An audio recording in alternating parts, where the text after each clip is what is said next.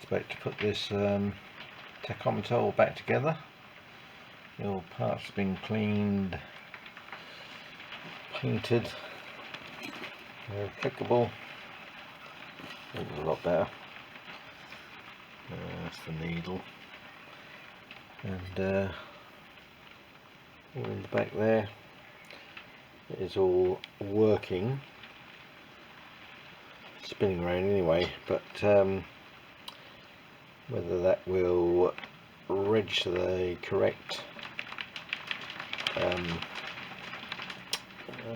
correct RPM is another matter, because that little, you probably can't see it with this, but there's a little hairspring in there which had the end had corroded and broken away, so obviously that's now a little bit shorter than it was.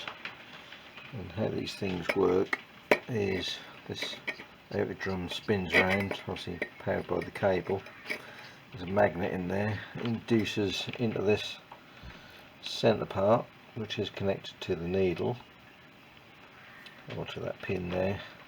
The needle goes on, and that hairspring kind of balances against it to give the right the right RPM. I did just run it up on the lathe. Just got this it's actually the speedo cable off the Ducati. It sort of just about fits. Did run up on there, but obviously I'm not sure what ratio these run at, so even though I've got a RPM indicator on the lathe, it doesn't show true to that, because I'm not sure what ratio these runs at, that's right. But at least it's working. I was just a little bit over keen with the rubbing compound there and took one of the numbers off. You can get, you know, face plates for these new stickers that go on the front, but yeah, trying to keep this original as I can. And well, whoever looks at your road counter anyway when you're riding, you know. So well, we shall see how it works once it's connected up to the bike. If need be, I shall have to just see if I can find a replacement. But at least it's looking better than it was. Right, there we are, it's loosely assembled. And then you've got the tricky bit, which is to turn over that flange there again, because when you take these apart, you basically get a screwdriver in there and very gently, slowly work your way around and round and round, round and round, prising that flange back. Now I have to close it back down again, so that is going to take a little bit of time to do that. You have to do it a little bit at a time, can't do it all in one big go.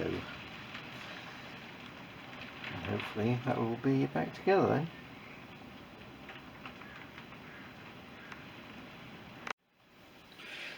Right, now got this swage back on. Just need to put another coat of paint around that. And to do that I just used a little homemade engineer's hammer. It's got a brass end on it, and this little T-bar, it's got a nice rounded end on it. Just tapped round. I've sort of called it a day there, because I don't really want to push my luck with the glass. So I just, before I paint it, make sure it's still running. Just rig that up. Let's see that on there. Start that up. There we go.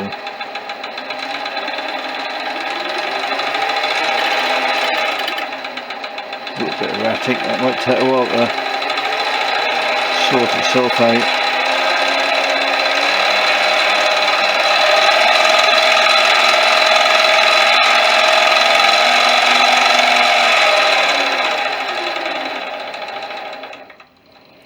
But there we are. Looks the part, even if that's not particularly accurate.